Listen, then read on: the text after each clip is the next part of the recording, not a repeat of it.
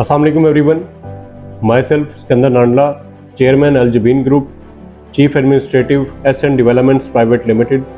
आज जो हम डिस्कस करने जा रहे हैं वो हमारा बेसिकली जो इकोनॉमिक रिसेशन पूरी दुनिया में चल रहा है, ख़ास तौर पे हमारे मुल्क पाकिस्तान के अंदर जो इकोनॉमिक रिसेशन एक टाइम जो है ये चल रहा है, इसके अंदर being in the field, being in the real estate, हमें जो है किस जगह पर इन्वेस्ट करना है और किस तरह से अपनी इन्वेस्टमेंट को यूटिलाइज़ करना है, हम आज ये डिस्कस करेंगे।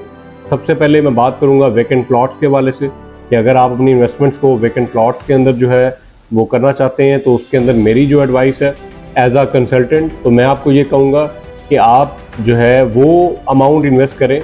यानी जो आपकी एक्स्ट्रा मनी है आप वो इन्वेस्ट करें, क्योंकि ये इन्वेस्टमेंट आपकी लॉन्ग टर्म होगी और लॉन्ग टर्म के अंदर जो आपको रिटर्न मिलेगा वो इंशाल्लाह मैक्सिमम आपको ROI में जो है कवर करेगा। तो मैं प्रेफर करूँगा all over the available options DHA Multan को। उसके कुछ सर्कमस्टेंसेस हैं, मैं आपसे वो डिस्कस करूंगा। सबसे पहले तो पेस ऑफ डेवलपमेंट। इस इन्फ्लेशन के टाइम पे, रिसेशन के टाइम पे जो फ्यूल प्राइसेस हैं और जो डेवलपमेंट की कॉस्ट है वो प्लान्ड बजट से बहुत आगे जा चुकी है। तो इस सारे जो है अवामिल को देखते हुए मैं ये बताना चाहता हूँ कि DHA मुल्तान ने अपनी डेवलपमेंट की पेस को स्लो डाउन करने की बजाय मज़ीद तेज़ कर दिया है और तरक्की की राह पे DHA मुल्तान पहले से ज़्यादा तेज़ी से गामज़न है। DHA मुल्तान ने, मैं इसी साल 2023 की बात करूं तो DHA मुल्तान ने अपने बेशतर हिस्से को, जिसमें कुछ 4 सेक्टर्स हैं जिसको पोजीशन DHA मुल्तान डिलीवर कर चुका है, तो ये बहुत बड़ी एक कामयाबी है। कंपैरेटिवली आप जितने प्रोजेक्ट्स उठा के देख लें जो DHA मुल्तान से पहले जो है उनका डेवलपमेंट वर्क स्टार्ट हुआ है, तो वो कंपैरेटिवली उन्होंने क्या डिलीवर किया है आप इसको खुद पर्सनली ऑब्जर्व कर लें, और DHA मुल्तान क्या डिलीवर कर रहा है और किस जो है तेज़ी के साथ तरक्की की राह पे गामज़न है। और इससे आपको ये आइडिया हो जाएगा कि in the long term, in the near future जो है, जैसे ही DHA मुल्तान में आपको रिहाइश पजीराई नज़र आएगी बहुत सारे सेक्टर्स के अंदर जहाँ पे तामीराती जो है काम काफ़ी हद तक मुकम्मल हो चुका है, तो इंशाल्लाह आपको आपकी इन्वेस्टमेंट के ऊपर मैक्सिमम आउटपुट मिलेगा। उसके बाद मैं अब आता हूँ अपने मेन पॉइंट की तरफ, जो कि मेन कंसर्न है आजकल के रिसेशन के टाइम पे। तो मैं ये आपको कन्वे करना चाहता हूँ कि आप लोग मैक्सिमम जो है वो वर्टिकल डेवलपमेंट की तरफ जाएं। वर्टिकल डेवलपमेंट यानी जो भी अंडर डेवलपमेंट प्रोजेक्ट्स हैं, कंस्ट्रक्शन प्रोजेक्ट्स हैं, वो कमर्शियल है या वो रेजिडेंशियल है, as per your range, as per your budget आप उसको प्लान करें। सबसे पहले आपने कुछ पॉइंट्स उसके अंदर देखने हैं जो मैं आपको अभी जो है बताने लगा हूँ। पहले आपने डेवलपर की प्रोफाइल देखनी है,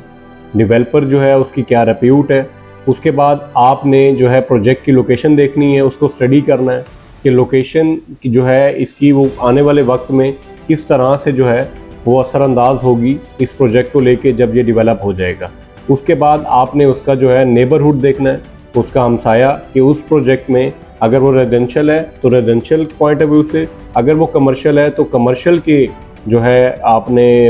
विजन से उसको देखना है कि उसके हमसाए के अंदर कौन सा कमर्शियल अवेलेबल है और जो है वो इसकी डेवलप होने के बाद वो किस तरह से असरअंदाज होगा। तो उसके बाद आपने जो मेन चीज़ फोकस करनी है वो उसकी सराउंडिंग्स हैं, उसकी सराउंडिंग्स में कितनी पॉपुलेशन है और आने वाले वक्त में जब ये प्रोजेक्ट डिलीवर होगा तो उसकी जो पॉपुलेशन का टारगेट है वो किस हद तक आपके लिए फ़ायदेमंद होगा। यानी जो उसकी सराउंडिंग्स में पॉपुलेशन होगी वो आपकी उस प्रोजेक्ट को आने वाले वक्त में और आपकी उस प्रॉपर्टी की जो रेंटल यील्ड जनरेट होगी वो आपकी बेस वैल्यू को डिफाइन करेगी, जो आपके मैक्सिमम ROI को, रिटर्न ऑन इन्वेस्टमेंट को कवर करेगा और आपको उसके अंदर एप्रिसिएशन देगा। उसके बाद चंद एक पॉइंट्स जो आपने देखने हैं उसकी डिलीवरी को लेके कि वो प्रोजेक्ट जो अंडर डेवलपमेंट है क्या जिस वक्त के अंदर उसको डिलीवर करने का वादा किया गया है क्या वो डिलीवर हो सकता है। उसके अंदर आपने देखना है उसके स्ट्रक्चर के अंदर कितनी कॉम्प्लिकेशंस हैं, क्या वो स्मूथ डिलीवर हो सकता है या उसके अंदर जो है हैजल आ सकते हैं डिलीवरी के अंदर। उसके बाद आपने देखना है जो उसका कंस्ट्रक्टेबल एरिया है, टोटल एरिया जो है वो कितना है, ताकि आपको ये अंदाज़ा हो सके कि जो पीस ऑफ प्रॉपर्टी आप उसके अंदर बाय कर रहे हैं क्या आपको उसका जो है तसल्ली बख्श डिलीवरी हो सकती है या उसके अंदर किसी किस्म की कोई रुकावट आ सकती है। अब मैं आपको ये बताऊंगा कि मैं आपको वर्टिकल डेवलपमेंट की तरफ किस लिए जो है ये बात कर रहा हूँ।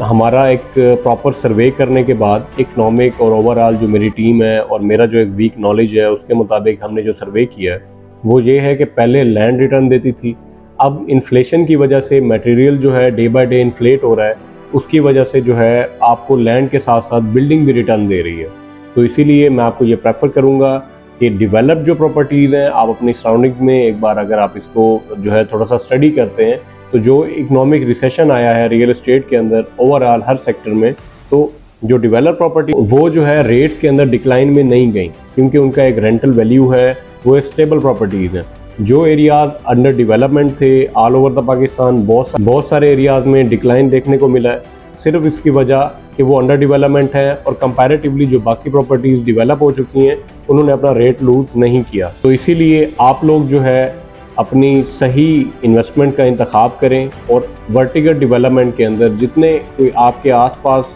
अच्छे जो है कंस्ट्रक्शन प्रोजेक्ट्स हैं उनको स्टडी करके इन पॉइंट्स को मद्देनज़र रख के आप उसके अंदर जो है इन्वेस्टमेंट करें,